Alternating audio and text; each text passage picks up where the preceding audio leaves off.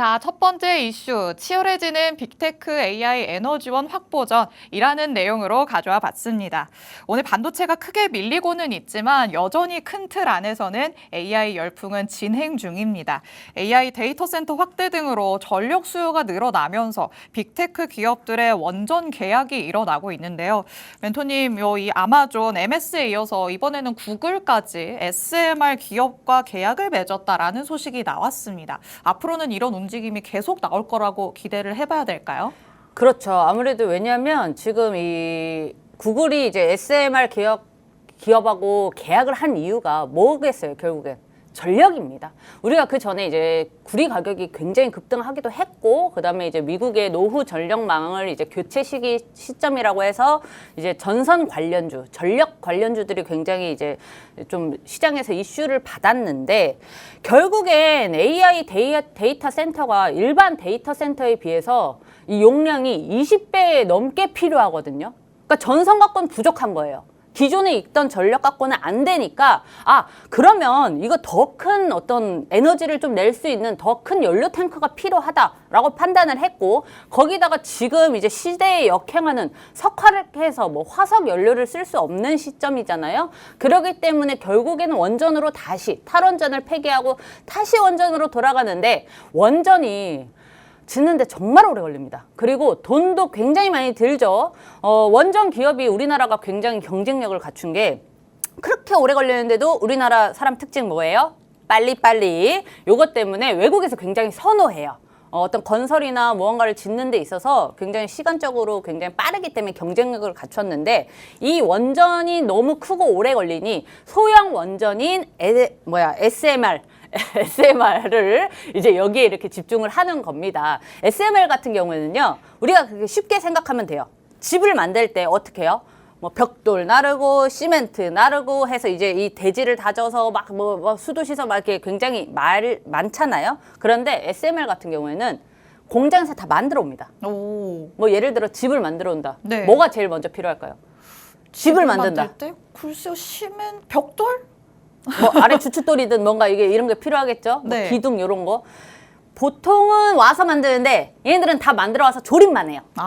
조립식이라고 생각하면 되는 걸까요? 그렇죠. 조립식. 왜 조립식 주택 아세요? 네, 알죠. 조립식 주택 주문하면 다음날 배송처럼 이렇게 오잖아요. 진짜 이렇게 와요. 바로 다음날 와요. 오. 1000만 원대로도 있으니까. 그런 식으로 굉장히 간편하고 작게 상용화가 되어 있기 때문에 경쟁력을 갖췄는데, 이 소형 원자료가 또 용량이 또 작다 보니까 그렇게 크진 않아요. 대신 얘네들을 대량으로 묶어서 이제 그 큰 원전이랑 비슷하게 발전 용량을 낼 수 있다는 장점이 있어서 지금 뭐 사실 지금뿐만이 아니죠. 옛날에 2년 전에 이제 그 친환경 에너지가 뜨면서 그때에도 SMR이 입에 안 붙네요, 이게.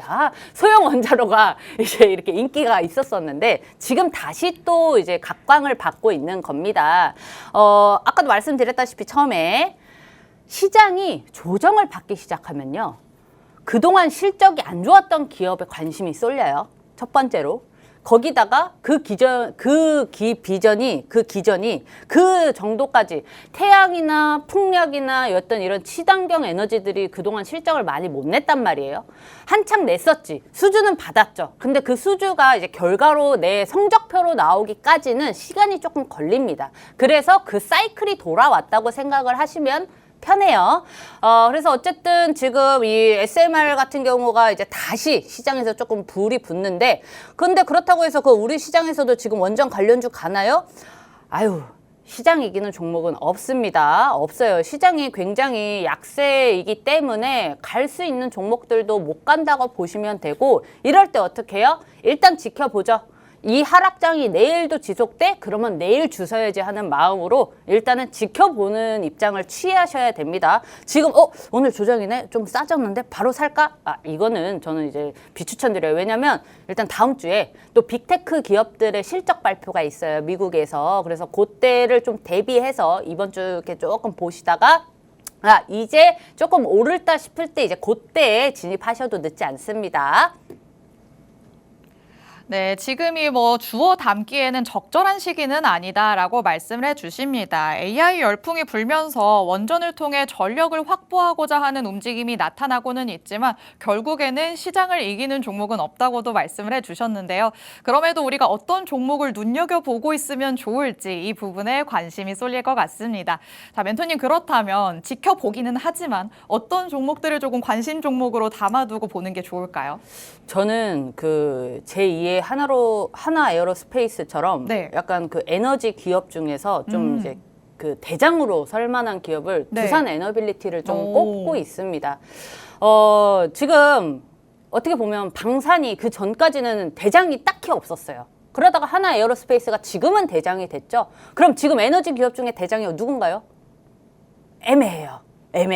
그러니까 미국 같은 경우에는 꽤 있어요. 큰 에너지 기업들이. 근데 이제 우리나라 같은 경우에는 아직 대장주라고 하기에는 조금 애매하기 때문에 그 대장주가 될 수 있는 기업. 저는 두산 에너빌리티를 참 가장 높게 좀 꼽고 있는데 이 기업 돈 잘 벌죠. 당연히 잘 벌어요. 근데 시장에서 지금 이슈 받고 있죠. SMR 이제 이슈 생기기 시작했어요. 과연 이걸로 끝날까요? 해리스 부통령이 만약에 된다면 다시 신재생 에너지, 친환경 에너지 하면서 추가적인 연속적인 이슈로 호재로 작용할 수 있고요. 그다음에 세 번째, 트럼프가 된다 한들 결국에는 처음에는 1차 에너지를 하지만 시대의 흐름을 역행할 수는 없습니다. 그래서 결국에는 에너지 기업도 대장주가 분명히 나올 거라는 말씀이죠. 그래서 저는 이 두산 에너빌리티 같은 경우가 엉덩이가 크잖아요. 시총이 12조가 넘어요. 그래서 이런 종목이 이제 제2의 삼성전자처럼 좀 이렇게 좀 묵직하게 좀 오래 들고 갈 수 있다라고 생각을 하고 있는데, 이 삼성전자가 뜨기 시작하기 전까지, 삼성전자가 부활하기 전까지 이쪽 섹터가 더 강할 겁니다. 제약바이오와 에너지 쪽. 그래서 에너지 쪽 꼭 보시길 바래요. 그래서 일단 두산 에너빌리티를 조금 말씀드리면 최근에 수급이 좀 들어와 있어요. 이게 좀 작죠. 제가 크게 확대해 드릴게요. 이게 지금 이 외인하고 기관이 이 10월 7일 한 약 일주일 전부터 지금 연속적으로 순매수가 들어와 있거든요. 기관도 여전히 누적 순매수가 굉장히 높아요. 그래서 지금 기관하고 외인이 동반으로 이제 순매수를 하고 있다라는 것을 체크를 할 수 있고, 그만큼 개인이 많이 물량을 덜어낸 거겠죠. 그 이유가 이제 뭐 차익 실현 매물도 있을 것이고 뭐 여러 가지 이유가 있겠지만, 이 지금 두산 에너빌리티 주가가 지금 나쁘지 않아요. 지금 그 뭐 고점도 아니고 그렇다고 해서 이거 더 빠지는 거 아니야 라는 식의 하락 추세도 아니기 때문에 지금 상당히 좋습니다. 오늘도 굉장히 강세예요. 사실 오늘 같은 장세에서 3% 이상 이렇게 빨간불을 내기가 사실 어렵거든요. 그래서 이것도 굉장히 괜찮게 보고 있고, 만약에 나 이거 신규 진입하고 싶은데 이거 지금 사도 되나요? 짧게 보시는 분들은 답답하실 거예요. 시총이 높기 때문에 굉장히 느리게 움직입니다. 그래서 좀 긴 호흡을 가지고 이제 접근하시는 걸 좋아하시는 분들에게 제가 권유 드리는 쪽입니다. 뭐 SMR은 좀 이 정도로 하겠습니다. 네, 에너지 안에서 대장주가 될 수 있는 종목이 바로 두산 에너빌리티다라고 짚어주셨습니다. 해리스 관련해서도 재료를 받을 수 있을 것이고요. 또 미래산업 측면에서 봤을 때도 결국에는 에너지는 주목받을 수밖에 없을 것 같습니다.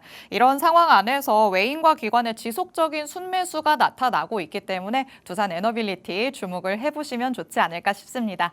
자, 그럼 저희는 다음 이슈로 넘어가 보도록 하시죠. 이번에는 위고비와 관련해서 비만 치료제 테마를 다시 한번 짚어보도록 하겠습니다.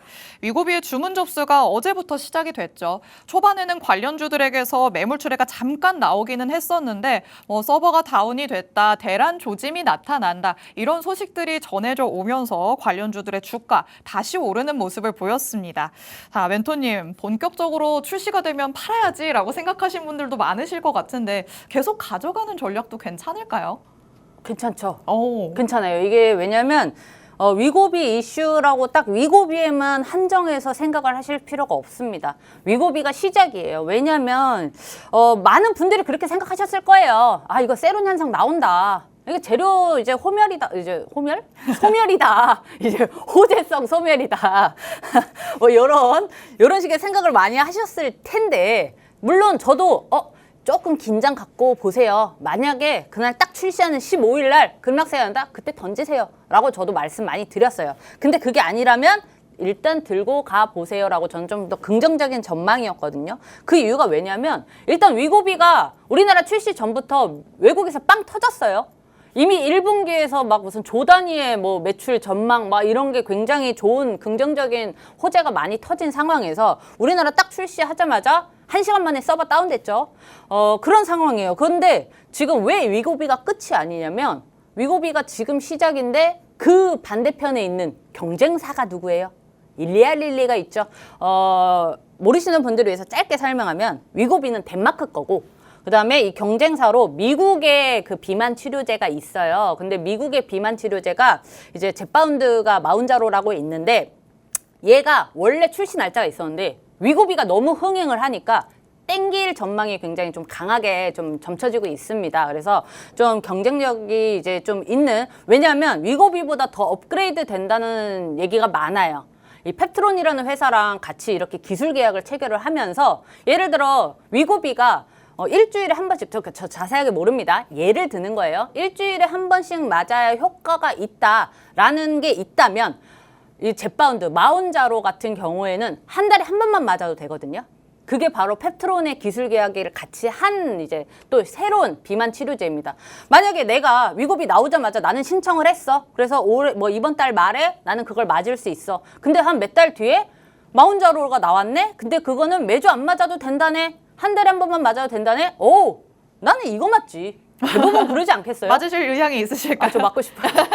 신랑이 반대를 많이 해가지고 그러긴 한데, 저는 그러니까 지금은 우리가 예약을 못 하잖아요. 네. 맞고 싶으세요? 저는 약간 부작용에 대한 걱정도 있어서 그죠. 다른 사람들이 맞는 걸 보고 저도 그렇습니다. 부작용이 현저히 작다거나 하지만 네. 만약에 부작용 없다 그러면 그러면 병원으로 바로 가서 한번 언제쯤 예약을 할 수 있을지 알아보지 않을까요? 그죠? 아니 대부분 여성들이라면 이 비만 치료제가 이제 미용의 목적으로 쓰라고 비급여로 나온 거거든요. 네. 그러니까 아프지 않은 사람들도 그냥 나 살 빼고 싶으면 맞는 거예요. 그렇죠. 그럼 그냥 우리가 아무것도 모르는 일반인들도 와 이거 돈 엄청 벌겠구나라는 생각을 할 수 있죠. 그래서 저는 이제 위고비뿐만이 아니라 이 다음에 이제 일리아 릴리의 이제 젯바운드가 나온다면 또 추가적인 또 이제 상승세가 나오지 않을까라고 생각을 하고 있습니다.